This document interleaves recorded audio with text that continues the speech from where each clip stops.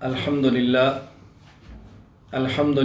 نحمده ونستعینه ونستغفره ونؤمن به ونتوکل علیہ ونعوذ باللہ من شرور انفسنا ومن سیئات اعمالنا من يهده اللہ فلا مضل له ومن يضلل فلا هادی له ونشهد ان لا الہ الا اللہ وحدہ لا شریک له ونشهد أن سيدنا ومولانا محمدا عبده ورسوله أما بعد فأعوذ بالله من الشيطان الرجيم بسم الله الرحمن الرحيم ما كان محمد أبا أحد من رجالكم ولكن رسول الله وخاتم النبيين وكان الله بكل شيء عليما اللهم صل على محمد وعلى آل محمد كما صليت على إبراهيم وعلى آل إبراهيم إنك حميد مجيد اللهم بارك على محمد وعلى آل محمد كما باركت على إبراهيم وعلى آل إبراهيم إنك حميد مجيد۔ اللہ تعالیٰ کا فضل اور کرم اور احسان ہے کہ آن لائن تخصص فی العقائد الاسلامیہ کا باقاعدہ آج آغاز ہو رہا ہے۔ آن لائن تخصص فی العقائد الاسلامیہ ای مرکز کے تحت یہ پہلا تخصص ہے۔ خوش قسمت سعادت مند وہ علماء کرام ہیں جو اس تخصص میں شریک ہو رہے ہیں۔ یہ تخصص چلتا رہا، مزید جتنے لوگ اس میں شرکت کریں گے، تخصص میں داخلہ لیں گے، اسباق پڑھیں گے، اللہ تعالیٰ کی ذات سے امید ہے کہ اس تخصص میں شامل ہونے والے اولین افراد علماء کرام کو اللہ تعالیٰ ان سب کا اجر اور ثواب عطا فرمائیں گے۔ یہ ہمارا آج پہلا سبق ہے، اس کو سبق سمجھیں، اس کو وعظ، بیان، افتتاحی تقریب نہ سمجھیں، باقاعدہ اس کو سبق سمجھیں۔ یہ جو ہمارا پہلا سبق ہے، اس کے بنیادی طور پر دو حصے ہیں۔ پہلے سبق کے دو حصے ہیں۔ ان میں پہلا جو حصہ ہے، اس میں نے آپ کی خدمت میں بنیادی باتیں عرض کرنی ہیں، اور دوسرے حصے میں کچھ گزارشات پیش کرنی ہیں۔ سبق کا جو پہلا حصہ ہے، اس میں نے آپ کی خدمت میں بنیادی 3 باتیں عرض کرنی ہیں۔ پہلی بات سمجھیں، حضرت آدم سے لے کے حضور اکرم صلی اللہ علیہ وسلم تک انبیاء کرام علیہم السلام کی جو دعوت ہے، جو ان کا کام ہے، اور خاتم النبیین سرور عالم صلی اللہ علیہ وسلم آخری نبی جن پر اللہ رب العزت نے شریعت کو کامل اور مکمل فرما دیا ہے۔ یہ جو انبیاء علیہ السلام ہیں تمام، میں ان انبیاء کرام علیہ السلام کے مجموعہ کو مجموعہ نبوت کے الفاظ سے تعبیر کر رہا ہوں، اور ان حضرات نے جو کام فرمائے ہیں، جو طریقے اختیار فرمائے ہیں، اس کا خلاصہ آپ کی خدمت میں عرض کروں گا تاکہ تخصص کے لیے چیزیں بنیاد بن جائیں۔ انبیاء علیہ السلام یعنی مجموعہ نبوت نے بنیادی طور پر 3 کام فرمائے ہیں۔ نمبر 1 اشاعت دین، نمبر 2 دفاع دین، نمبر 3 نفاذ دین۔ اشاعت دین کا معنی ہے اللہ تعالیٰ کے دین کو پیش کرنا، اللہ تعالیٰ کے دین کو پھیلانا، اللہ تعالیٰ کے دین کو عام کرنا، امت کے سامنے اللہ تعالیٰ کے دیے ہوئے دین کو بیان کرنا، یہ اشاعت دین ہے۔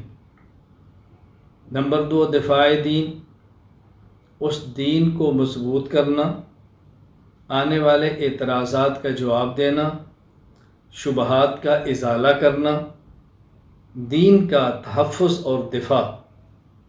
نمبر 3 نفاذ دین، احکام شریعت کو نافذ کرنا، احکام شریعت کو امت کے سامنے پیش بھی کرنا، آنے والے اعتراض شبہات کا جواب بھی دینا، تحفظ بھی کرنا، اور پھر شریعت کی حدود کو نافذ کرنا، قائم کرنا۔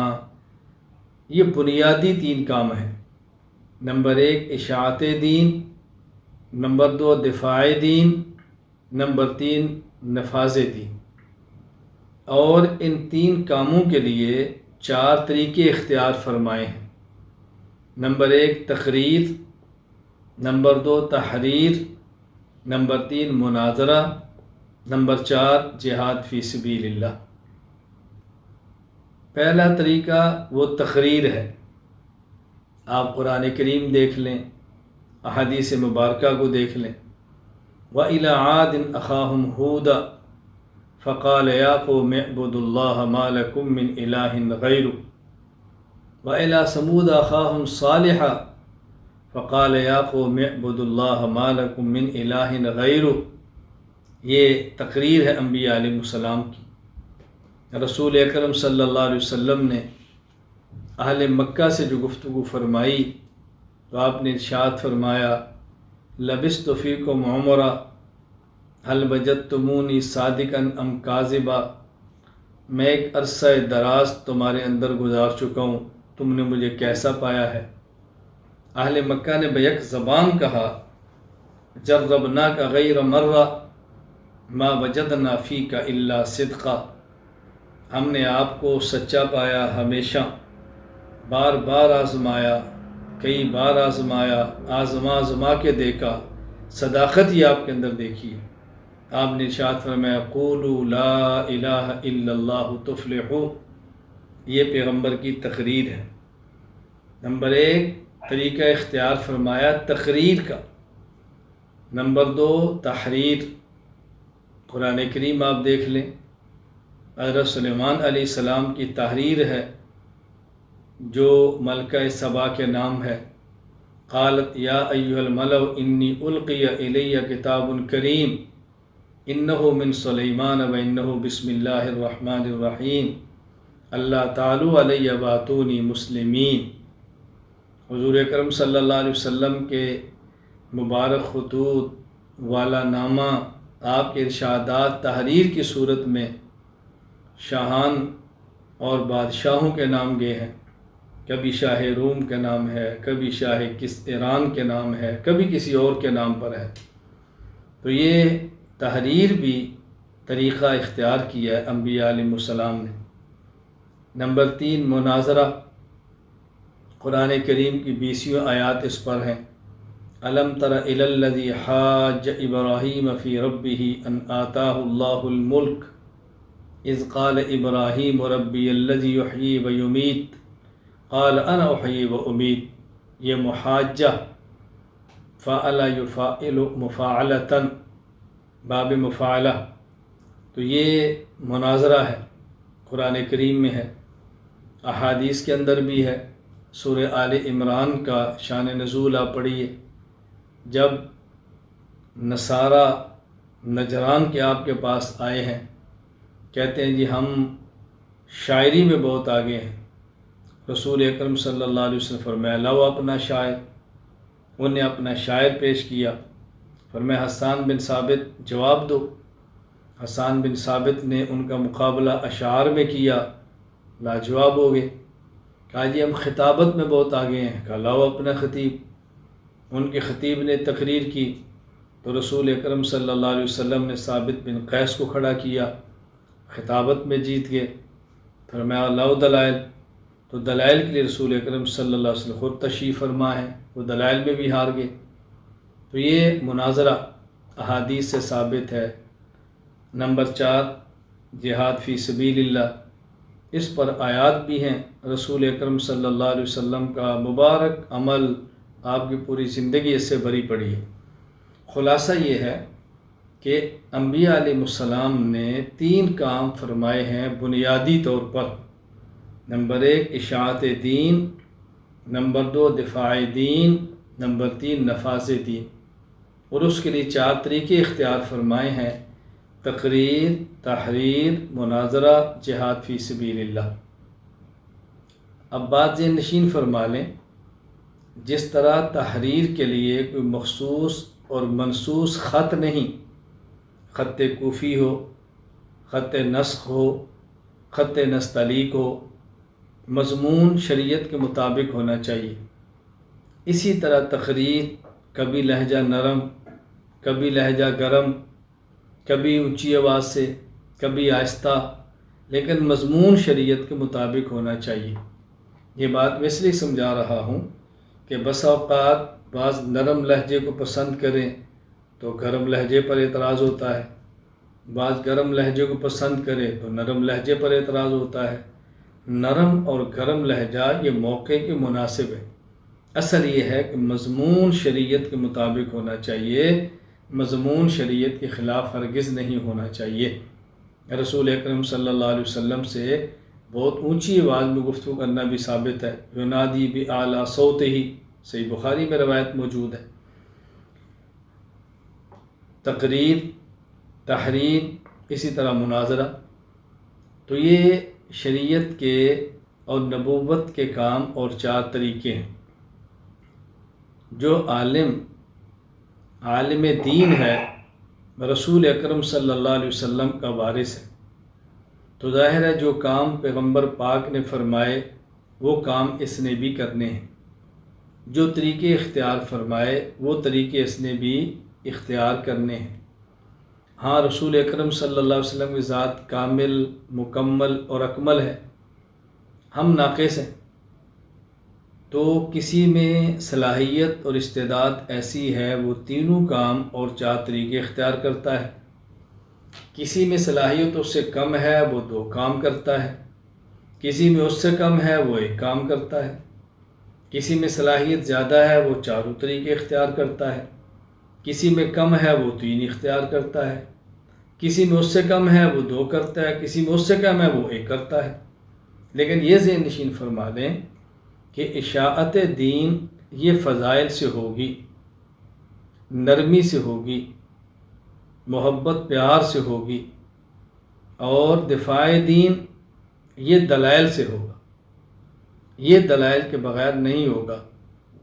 نفاذ دین یہ طاقت کے ساتھ ہوگا۔ اب کوئی فضائل میں لگے ہیں، کوئی دلائل میں لگے ہیں، کوئی طاقت میں لگے ہیں۔ علماء کرام کا باہمی کام ہے، اس میں لڑنے اور جھگڑنے کی قطعاً کوئی ضرورت نہیں۔ جتنی جس میں صلاحیت ہے وہ اس کے مطابق کام کرے اور باقی امور اللہ کے حوالے کر دے۔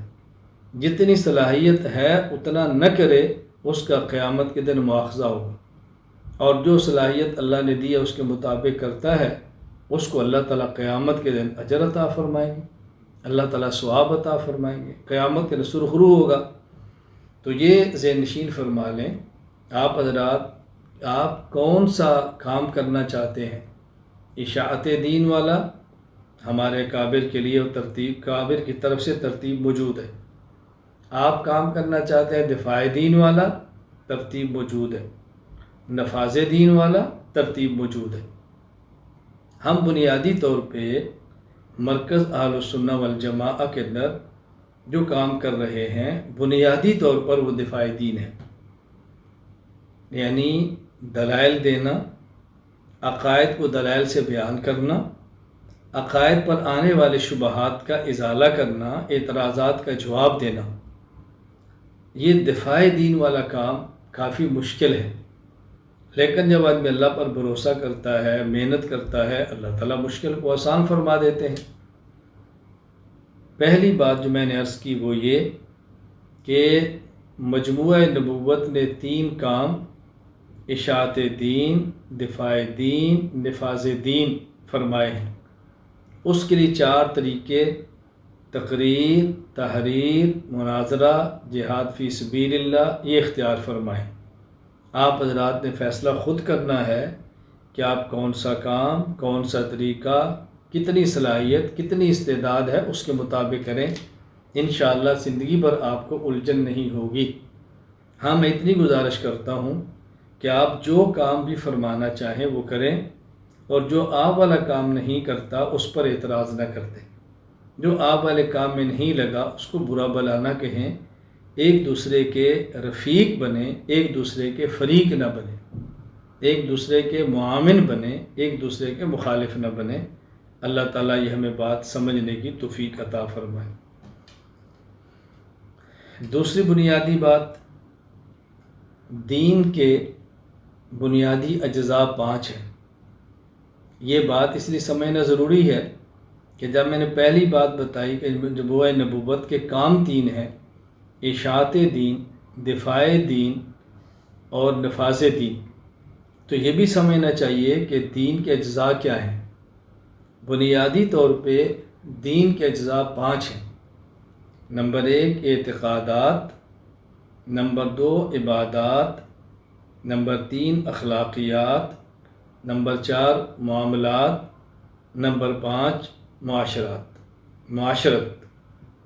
پہلی چیز ہے اعتقادات یعنی عقائد، نمبر 2 عبادات یعنی اعمال جیسے روزہ، نماز، زکوٰۃ، حج، نمبر 3 اخلاق، جس طرح شکر، صبر، سخاوت، امانت، عدالت، یہ سب اخلاق ہیں۔ نمبر 4 معاملات، تجارت، ہبہ، گروی، اس قسم کے جو مالی معاملات ہیں۔ نمبر 5 معاشرت۔ معاشرت میں کیا ہے؟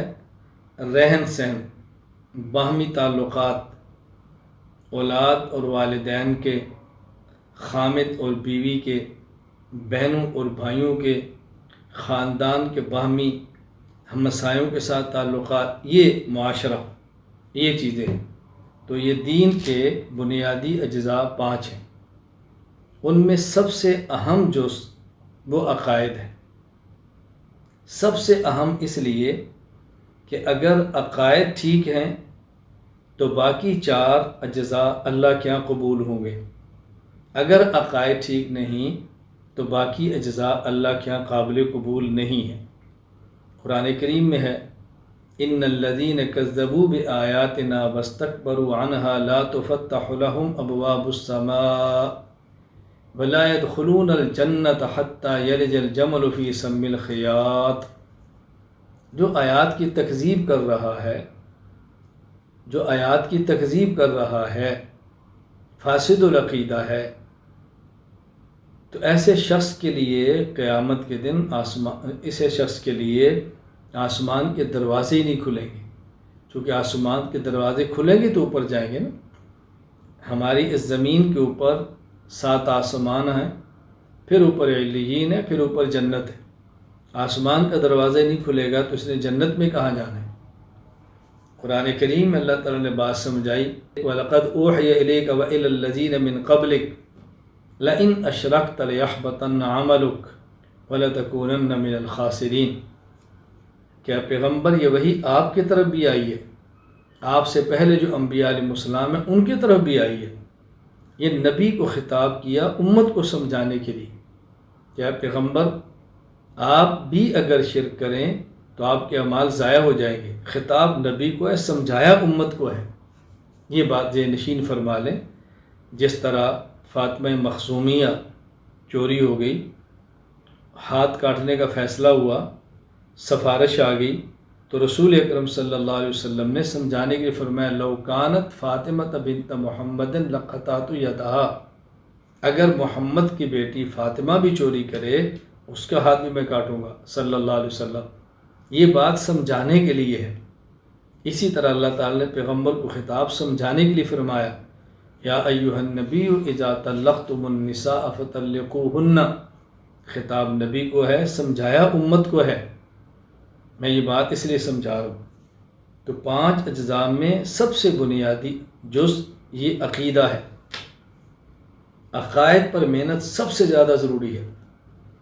پھر یہ بات سمجھیں، عقیدہ عوام کا ٹھیک ہونا بھی ضروری ہے، علماء کا بھی، لیکن علماء کا عقیدہ غیر علماء سے زیادہ ضروری ہے کہ ٹھیک ہو۔ اگر ایک مسجد کا امام ہے، 500 مقتدی ہیں، تو ان 500 مقتدیوں کی نماز ٹھیک تب ہوگی جب امام صاحب کی ٹھیک ہوگی۔ امام صاحب کا عقیدہ ٹھیک نہیں ہوگا تو 500 مقتدیوں کی نماز کیسی ہوگی؟ اس لیے امام کا عقیدہ مقتدیوں کے عقیدے سے زیادہ ٹھیک ہونا ضروری ہے، یہ ذہن نشین فرما لیں۔ میں اس لیے گزارش کر رہا ہوں، علماء کا عقائد کو پڑھنا غیر علماء سے زیادہ ضروری ہے، اس لیے ہم نے تخصص فی العقائد الاسلامیہ فی الوقت علماء کے لیے رکھا ہے۔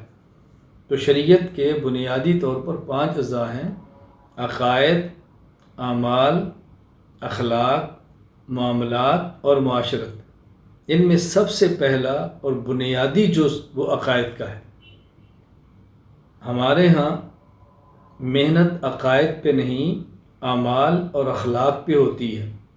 اس پہ جماعتیں بنتی ہیں، اس پہ ادارے بنتے ہیں، عقائد پہ محنت نہیں۔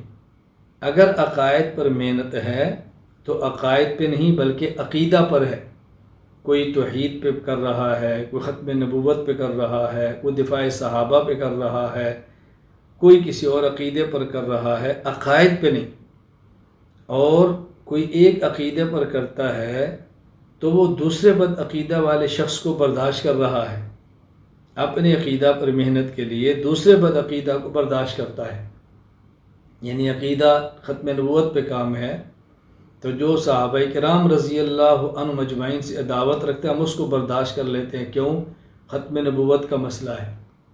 اور بعض لوگ جو صحابہ کرام رضی اللہ عنہ مجمعین کا دفاع کرتے ہیں وہ ان کو برداشت کر لیں گے کہ جو فقہا کے دشمن ہیں اور دیگر بدعقیدگیاں موجود ہیں، کیوں؟ یہ صحابہ کرام کا مسئلہ ہے۔ میں ایسے حضرات پر ہرگز اعتراض نہیں کر رہا، یہ ان کی پالیسی ہے، ان کا طریقہ کار ہے، وہ اس کو مناسب سمجھتے ہوں گے، ان کا مسئلہ ہے۔ میں تو ایک بات عرض کر رہا ہوں، نمبر 1 عقائد پہ محنت نہیں، اگر ہے بھی تو عقیدے پر ہے، عقائد پر نہیں ہے۔ اور ایک عقیدے پر ہے تو دوسرے عقیدے کے معاملے میں نرم گوشہ ہے۔ ہم نے عقائد پر کام کرنا ہے اور تمام عقائد پر کام کرنا ہے، اور یہ ہم نے ذہن بنانا ہے کہ جو شخص دین کا دشمن ہے وہ ہمارا دشمن ہے، خواہ وہ چھوٹا ہو خواہ وہ بڑا ہو، یہ ذہن نشین فرما لیں۔ پھر اس سے بڑا المیہ ہے کہ عقائد پہ کام کرنے والوں کو فساد اور شرارت والا سمجھا جاتا ہے، امت کو توڑنے والا سمجھا جاتا ہے، حالانکہ توڑنے کی بات نہیں ہے۔ عقائد ٹھیک ہوں گے تو امت نے جڑنا ہے، عقائد ٹھیک نہیں ہوگی تو امت جڑے گی کیسے؟ یہ اس سے بڑا المیہ ہے۔ تو ہم نے ان حالات میں عقائد پر کام کیا ہے۔ جب عقائد پر کام بھی نہیں اور عقائد پر کام کرنے والے کو فسادی اور شریر سمجھا جا رہا ہے، میں نے اس لیے گزارش کی ہے کہ آپ مبارکباد کے مستحق ہیں کہ آپ اس پہلے تخصص فی العقائد الاسلامیہ آن لائن میں شرکت کر رہے ہیں۔ آج چونکہ عقائد کو فاسد کیا جا رہا ہے، محنت کی جا رہی ہے، میڈیا اس پہ بہت سختی سے استعمال کیا جا رہا ہے۔ اللہ تعالیٰ ہم سب کی حفاظت فرمائے، اللہ عافیت والا معاملہ فرمائے۔ تو ہم نے بہترین انداز میں انشاءاللہ عقائد پر کام کرنا ہے۔ یہ میں نے دوسری بنیادی بات آپ کی خدمت میں عرض کی ہے کہ عقائد پر کام کرنا کتنا اہم ہے۔ تیسری بنیادی بات، ہمارا جو تخصص فی العقائد الاسلامیہ ہے اس میں جو اسباق ہیں وہ بنیادی طور پر 3 قسم کے ہیں۔ نمبر 1 اصول اور قواعد، نمبر 2 عقائد، نمبر 3 اختلافی مسائل۔ نمبر 1 اصول، جس میں اصول تفسیر، اصول حدیث، اصول افتاء، اصول جرح تعدیل، اصول تاریخ، اصول تجوید، اصول مناظرہ، اصول عقائد، یہ اصول ہیں جو ہمارے اسباق کے اندر ہیں۔ نمبر 2 عقائد، نمبر 3 اختلافی مسائل۔ یہاں ایک بات یہ سمجھ لیں کہ جو اصول ہیں اس میں سبق میں بنیادی طور پر 2 قسم کے اصول پڑھائے جائیں گے۔ نمبر 1 اصول مناظرہ، نمبر 2 اصول عقائد۔ باقی اس کے علاوہ اصول تفسیر، اصول حدیث، اصول افتاء، اصول تجوید، اصول جرح تعدیل، اصول تاریخ، یہ وہ 6 اصول ہیں کہ جو پڑھائے نہیں جائیں گے. ہاں البتہ آپ کو ان کی فائلیں انشاءاللہ فراہم کر دی جائیں گی، آپ مطالعہ فرمائیں. اس کی وجہ یہ ہے کہ اگر ہم یہ 8 اصول کی کتابیں پڑھائیں گے، ہفتہ میں 2 دن سبق ہے اور وہ بھی ایک دن میں 2 گھنٹے، تو یہ اصول پڑھانا ممکن نہیں. اگر ہم اصول پڑھائیں گے تو پھر عقائد نہیں پڑھا سکیں گے، وقت نہیں بچے گا. تو چونکہ ہمارا تخصص فی العقائد الاسلامیہ ہے، اس لیے ہم بنیادی طور پہ اصول مناظرہ اور اصول عقائد آپ کی خدمت میں پیش کر دیں گے. اگر وقت بچ گیا تو باقی اصول بھی پڑھا دیے جائیں گے. وگرنہ ہمارے مشورے میں یہ بات آئی ہے کہ کوئی ایسی ترتیب ہم بنائیں گے انشاءاللہ کہ جس میں ممکن ہے ہم ایک دورہ ہی ایسا رکھیں کہ جس میں صرف اصول پڑھائے جائیں. وہ 1 ماہ کا ہو، 40 دن کا ہو، وہ انشاءاللہ اس پہ غور کر لیا جائے گا. فی الحال آپ کے علم یہ بات لانا ضروری ہے. دوسرا سبق عقائد کا ہے. عقائد پر ہم نے محنت کی ہے اور بحمد اللہ تعالی عقائد پر جامع ترین متن کتاب العقائد کے نام سے تیار ہو گیا ہے. جب عقائد شروع ہوں گے آپ کی خدمت میں اس کو پیش کیا جائے گا اور عقائد پر تفصیل سے دلائل کے ساتھ بات ہوگی. تیسرا سبق اہم اختلافی مسائل. عقائد نہیں، مسائل. اب آپ کے ذہن میں ایک سوال آنا چاہیے کہ جب ہمارا تخصص فی العقائد الاسلامیہ ہے تو پھر اس میں مسائل کیوں آ رہے ہیں؟ یہ بات ذہن نشین فرما لیں کہ بعض مسائل ہوتے ہیں، فروع ہوتے ہیں، وہ عقائد اور اصول نہیں ہوتے، لیکن ہمارا مد مقابل ان کو اصول اور عقائد کی طرح بنیاد بنا کے مخالفت کر رہا ہوتا ہے، تو ہمیں پھر اسی طرح اس پر محنت کر کے جواب دینا پڑتا ہے. مثال کے طور پہ آپ دیکھیں، تقلید یہ عقیدہ تو نہیں ہے، ایک فروعی مسئلہ ہے، لیکن وہ لوگ جو تقلید کے منکر ہیں وہ تقلید کو شرک کہہ کے مقلدین کو مشرک بنا کر پیش کرتے ہیں. تو ظاہر ہے جب وہ تقلید پر محنت یوں کریں گے کہ تقلید شرک ہے، یوں رد کریں گے، تو ہم اس کا جواب پھر اسی طرح توجہ کے ساتھ دیں گے نا، سمجھانا پڑے گا، اسی طرح اس کو رد کرنا پڑے گا، طاقت اور قوت دلیل کے ساتھ پیش کریں گے. تو ایسے ہمارے اہم اختلافی مسائل کہ جن اختلافی مسائل کو لوگ اصول کے درجے میں لا کر رد کرتے ہیں، تو ہم نے وہ بھی انشاءاللہ العزیز آپ کے سامنے پیش کرنے ہیں. تو ہمارے اسباق کے بنیادی حصے 3 ہیں. نمبر 1 اصول، نمبر 2 عقائد، نمبر 3 اہم اختلافی مسائل. یہ بات ذہن نشین فرما لیں. میں نے آپ سے عرض کیا تھا کہ آج پہلا سبق ہے اور اس سبق کے 2 حصے ہیں. پہلے حصے میں 3 بنیادی باتیں جو میں نے آپ کی خدمت میں عرض کر دی ہیں، اچھی طرح ذہن نشین فرما لیں. سبق کا دوسرا حصہ، اس میں نے آپ کی خدمت میں کچھ گزارشات پیش کرنی ہیں. بڑے لوگ ہدایات دیتے ہیں، چھوٹے لوگ گزارشات کرتے ہیں. میں آپ کی خدمت میں گزارشات پیش کرتا ہوں، اور یہ بات ذہن نشین فرما لیں کہ یہ میری گزارشات آپ حضرات کے لیے ہیں جو اس تخصص میں شامل ہیں، جو ہمارے شاگرد بن رہے ہیں. ابھی 2 دن قبل مرکز اہل السنت والجماعت میں اسباق کا آغاز تھا، اور اسباق کے آغاز سے پہلے اساتذہ کرام، مرکز کا عملہ وہ موجود تھا. تو میں نے ان میں 3 دن گفتگو کی، ہر روز ایک سبق پیش کیا. تو میڈیا پر اپلوڈ کرتے وقت ہمارے جو ہنا میڈیا کے حضرات ہیں، انہوں نے عنوان قائم کیا کہ سال کے ابتدائی موقع پر یا سال کے تعلیمی سال کے آغاز پر مدارس دینیہ کے اساتذہ کرام کے لیے ہدایات. میں نے کہا یہ عنوان بدل دیں. میں نے یہ ہدایات نہیں دیں، یہ ہدایات ہیں یا گزارشات ہیں، یہ سب کے لیے نہیں ہے. میں نے اپنے مرکز کے اساتذہ کے لیے پیش کی ہیں، باقی نفع عام کے لیے آپ اس کو شائع کر دیں۔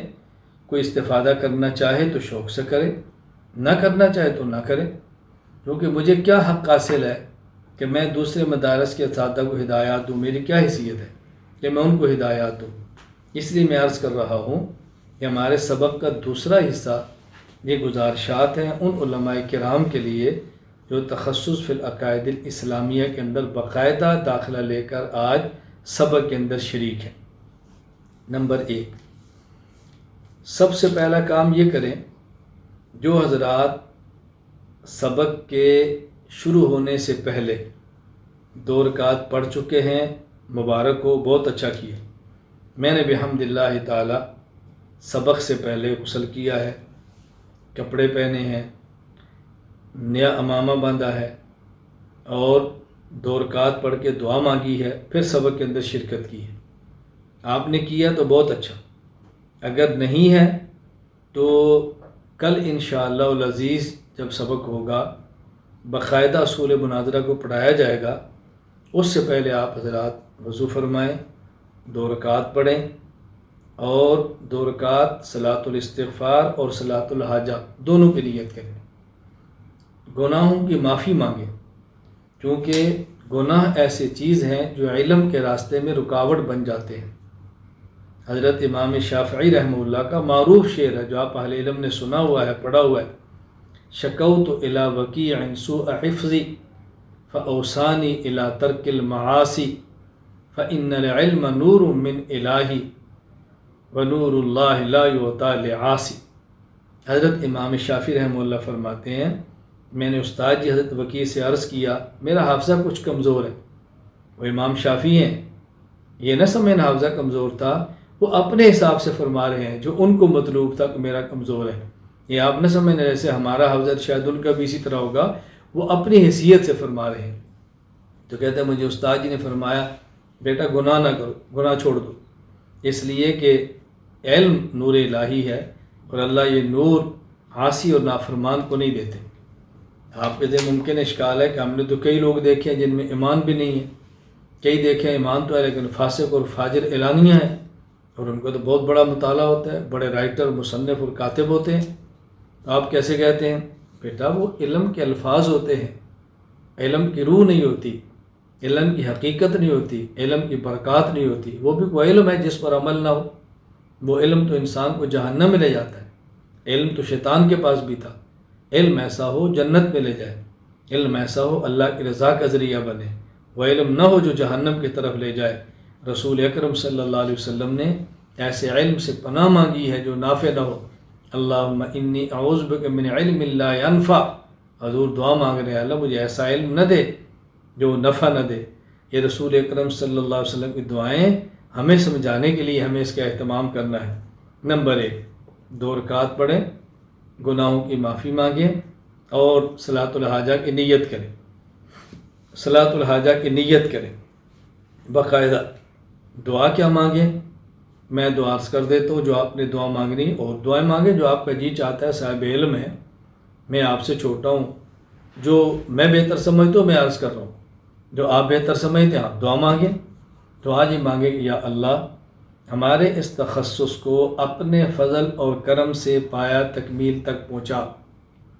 نمبر 2، یا اللہ ہمارے اس تخصص کو پورے عالم کے لیے نافع بنا۔ نمبر 3، یا اللہ ہمارے اس تخصص کو ہم سب کے لیے باعث اجر و ثواب بنا۔ نمبر 4، یا اللہ ہمارے اس تخصص کو اپنے دربار میں مقبول بنا۔ نمبر 5، یا اللہ ہمارے اس تخصص کو اہل علم اور خواص اور عوام کا محبوب بنا۔ نمبر 6، یا اللہ ہمارے اس تخصص کو شرور اور فتنوں سے محفوظ فرما۔ بس بنیادی طور پر یہ دعائیں ہیں۔ نمبر 2، یومیہ اسباق باوضو ہو کر پڑھیں۔ یومیہ سے مراد ہفتہ میں 2 دن جو ہمارے سبق کے ایام ہیں، سبق سے پہلے وضو کریں۔ اگر کسی کا عذر ہے، کسی کو تکلیف ہے، وضو نہیں ٹھہرتا، وہ الگ مسئلہ ہے، لیکن جب شروع کریں تو باوضو ہو کر بیٹھیں۔ میں آپ کو نہ دیکھوں، آپ مجھے نہ دیکھیں، لیکن باادب ہو کر بیٹھیں۔ جب سبق کا آغاز ہو تو دو زانو بیٹھیں، جو ہی تھک جائیں نشست تبدیل کر لیں۔ یہ نہیں کہ میں استاد چونکہ نہیں دیکھ رہا تو ہم چار زانو بیٹھیں، استاد نہیں دیکھ رہا تو ٹیک لگا کے بیٹھیں، استاد نہیں دیکھ رہا تو ہم جو ہے نا وہ ادب کا خیال نہ کریں۔ استاد دیکھے یا نہ دیکھے یہ ذہن نشین فرما لیں، استاد دیکھے یا نہ دیکھے جس اللہ کا علم پڑھتے ہیں وہ تو دیکھ رہا ہے نا، اس لیے باوضو ہو کر بیٹھیں۔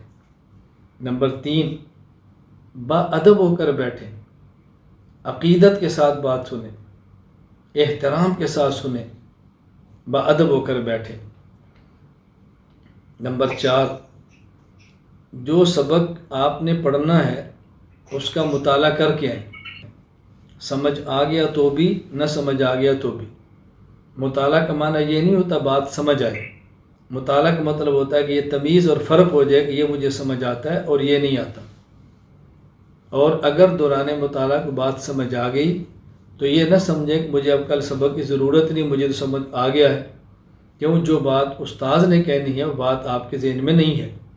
استاد نے کتاب سامنے رکھنی ہے، کچھ باتیں مزید آپ کو سمجھانی ہے، تو سبق کا مطالعہ کر کے آئیں۔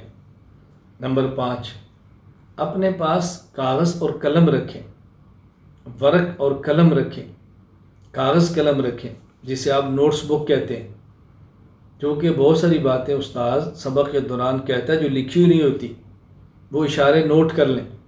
اگرچہ بعد میں ریکارڈنگ آپ کو مل جائے گی، لیکن پھر بھی موقع کے مناسب نوٹس لکھتے رہیں، بعد میں سبق سننے کا موقع نہیں ملتا، یاد نہیں رہتا، اس ایک بات کے لیے پورے 2 گھنٹے کا سبق سننا پڑے گا، مشکل ہوگا۔ نمبر 5، آپ حضرات اپنے پاس کاغذ اور قلم رکھیں، نوٹس بک۔ نمبر 6، سوالات کرنے میں جلدی نہ کریں۔ سبق چل رہا ہے، سوال آپ کے ذہن میں آ گیا، ہلکا سا اشارہ لکھ لیں۔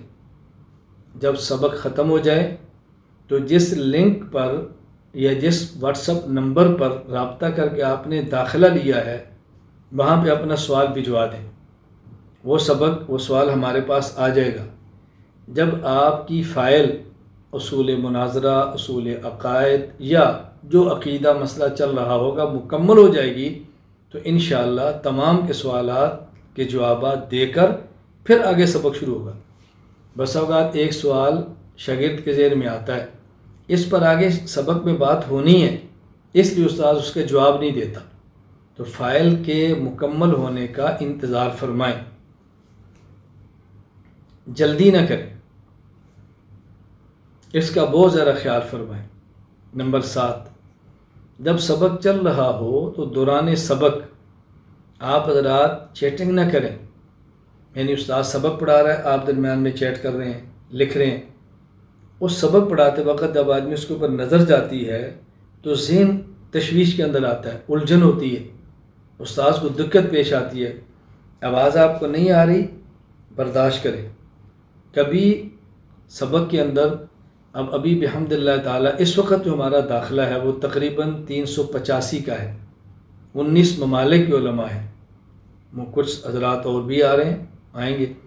اب سوال یہ ہے کہ پورے طلباء کو آواز آ رہی ہے، ایک کو نہیں آ رہی، تو اس کا معنی پھر آپ کا قصور ہوگا نا، موبائل کا ہوگا، مائک کا ہوگا، باقی سب مطمئن بیٹھے ہیں۔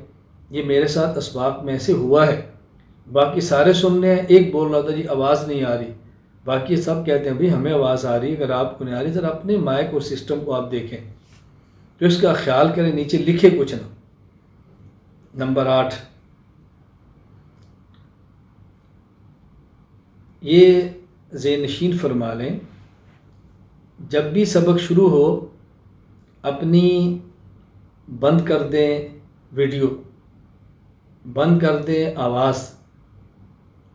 اتنی تاکید سے کہا جاتا ہے کہ ویڈیو بند رکھیں، پھر بھی بعض احباب ویڈیو آن کر اپنی شکل سامنے دکھاتے ہیں، اس سے الجھن پیدا ہوتی ہے۔ تاکید کرتے ہیں پھر بھی آواز کھولتے ہیں، دیکھیں اب بھی کسی کی آواز کھلی ہے، وہ جب آواز کھلتی ہے شور آتا ہے تو باقی سب کو شور کی وجہ سے پریشان ہوتے ہیں۔ اس کا آپ حضرات بہت زیادہ خیال فرمائیں، بند رکھا کریں۔ نمبر 9، جب ایک سبق ایک فائل مکمل ہوگی تو اس کا امتحان ہوگا، باقاعدہ امتحان ہوگا، سوالات دیے جائیں گے، ہر فائل کا امتحان ہوگا۔ نمبر 10، جو ایک فائل کا آپ نے امتحان دیا ہے اس کے نمبر لگ جائیں گے، پھر دوسری فائل اس کے نمبر لگیں گے، تیسری فائل اس کے۔ جو آپ کا سالانہ امتحان ہوگا وہ سالانہ امتحان تمام اسباق کا نہیں ہوگا، بلکہ ایک فائل کا ہو گیا اس کے نمبر لگ جائیں گے، دوسری فائل کا ہو گیا اس کے نمبر لگ جائیں گے، تیسری فائل کا ہو گیا اس کے نمبر لگ جائیں گے، پھر ان سارے نمبرات کو جمع کر کے انشاءاللہ سند جاری کی جائے گی۔ اس میں ہم نے آپ کی سہولت کا خیال رکھا ہے۔ تو یہ 10 گزارشات میں نے آپ کی خدمت میں کی ہیں، اس کو آپ نوٹ فرمائیں، انشاءاللہ اختصار کے ساتھ یہ لکھ کر آپ کو بھجوا دی جائیں گی۔ یعنی ہمارے آج کے سبق کے 2 حصے تھے۔ پہلے حصے میں نے بنیادی طور پر آپ کی خدمت میں 3 باتیں عرض کی ہیں۔ مجموعہ نبوت نے 3 کام فرمائے ہیں۔ نمبر 1 اشاعت دین، نمبر 2 دفاع دین، نمبر 3 نفاذ دین۔ اس کے لیے 4 طریقے اختیار فرمائے ہیں: تقریر، تحریر، مناظرہ، جہاد فی سبیل اللہ۔ دوسری بات، دین کے بنیادی اجزاء 5 ہیں۔ نمبر 1 عقائد، نمبر 2 اعمال، نمبر 3 اخلاق، نمبر 4 معاملات، نمبر 5 معاشرت۔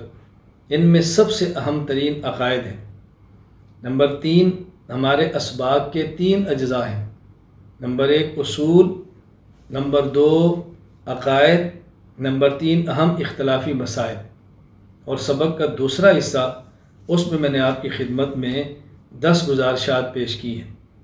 نمبر 1 2 رکعت نفل پڑھیں، نمبر 2 اسباق باوضو ہو کر پڑھیں، نمبر 3 اسباق با ادب بیٹھ کے پڑھیں، نمبر 4 کاغذ اور ورق پاس رکھیں، نمبر 5 سبق کا مطالعہ کر کے آئیں، نمبر 6 سوالات لکھتے جائیں، جس نمبر پہ داخلہ بھجوائیں، فائل مکمل ہونے کے بعد سوالات کے جوابات ہوں گے۔ نمبر 7 اپنی ویڈیو بند رکھیں، نمبر 8 اپنی آڈیو بند رکھیں، سبق کے نیچے چیٹنگ نہ کریں۔ نمبر 9 ہر فائل کا امتحان الگ ہوگا۔ نمبر 10 ان سب کے نمبرات جمع کر کے سال کے آخر میں سند جاری کی جائے گی۔ اللہ تعالیٰ مجھے اور آپ سب کو قبول فرمائے، اللہ تعالیٰ اس تخصص کو کامیاب فرمائے، خالص اپنی رضا کے لیے کرنے کی توفیق عطا فرمائے۔ دعا فرما لیں۔ الحمدللہ رب العالمین، والصلاة والسلام علی رسولہ وعلی آلہ واصحابہ اجمعین۔ ربنا ظلمنا انفسنا وإن لم تغفر لنا وترحمنا لنكونن من الخاسرین، وإن لم تغفر لنا وترحمنا لنكونن من الخاسرین، وإن لم تغفر لنا وترحمنا لنكونن من الخاسرین۔ ربنا هب لنا من ازواجنا وذرياتنا قرة اعین واجعلنا للمتقین اماما۔ رب اغفر وارحم وانت خیر الراحمین۔ اے اللہ، اے کریم اللہ، اس تخصص کو اپنے فضل اور کرم سے پایا تکمیل تک پہنچا دے۔ یا اللہ، اس تخصص کو پورے عالم کے لیے مفید بنا دے۔ اے اللہ، اس تخصص کو ہم سب کے لیے باعث اجر و ثواب بنا دے۔ اے اللہ، اس تخصص کو اپنے دربار میں مقبول بنا دے۔ اے اللہ کریم، اس تخصص کو اہل علم کا محبوب بنا دے۔ یا اللہ، اس تخصص کو تمام شرور اور فتنوں سے محفوظ فرما لے۔ اے اللہ، جو حضرات اس میں شریک ہیں ان سب کو علم نافع عطا فرما، عمل صالح متقبل عطا فرما، رزق واسع طیب عطا فرما۔ اے اللہ، میں خالص اپنی رضا کے لیے دین کی خدمت کی توفیق عطا فرما۔ اے اللہ، ان اعمال سے بچا لے جو تیری ناراضگی کا سبب بنتے ہیں، دین سے محرومی کا سبب بنتے ہیں، وہ اعمال عطا فرما جو تیری رضا کا سبب بنتے ہیں، دین کی خدمت کا سبب بنتے ہیں۔